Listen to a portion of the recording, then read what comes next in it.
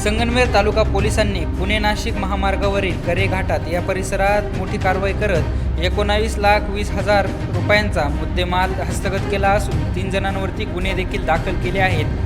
2 मार्चच्या पहाटेच्या सुमारास पांढऱ्या रंगाच्या व्हाईट स्कॉर्पिओमधून तब्बल 6,53,400 रुपये किमतीचा विमल पान मसाला व 66,600 रुपयांची सुगंधित तंबाखू असा विक्रीच्या उद्देशाने आणलेला प्रतिबंधित माल पोलिसांनी जप्त केला आहे। तालुका पोलीस स्टेशनचे निरीक्षक प्रवीण साळुंके यांच्यासोबतच त्यांच्या मार्गदर्शनाखाली उपनिरीक्षक महेश शिंदे पुढील तपास करत आहे। शेजारील तालुक्यात पोलीस कठोर कारवाई करत असताना देखील अकोले तालुक्यात मात्र पोलीस या बाबतीत हाताची घडी तोंडावरती पोट अशी भूमिका घेताना दिसून येत आहे। अकोले तालुक्याचे आमदार डॉक्टर किरण नामटे हे स्वतः गुटख्याचे पाकिट गोळा करताना दिसून येत आहे। त्याचप्रमाणे शाळा व कॉलेजेसच्या आवारात देखील खुलेआम गुटखा व सुगंधी तंबाखूची विक्री होत असल्याचे आढळून आले आहे।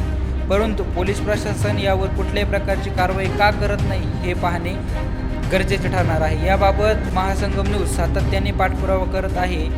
आता बघणे हे निर्णायक ठरेल की पोलीस प्रशासन यावरती कुठल्या प्रकारची कारवाई करते की हातावर घडी आणि तोंडावर पोट हेच कायम ठेवते। अशाच नवनवीन अपडेट्ससाठी व महत्त्वपूर्ण बातम्यांसाठी महासंगम न्यूज नेटवर्कला लाईक, शेअर आणि सबस्क्राईब करायला विसरू नका। महासंगम न्यूज, खुलासा सत्य असत्याचा।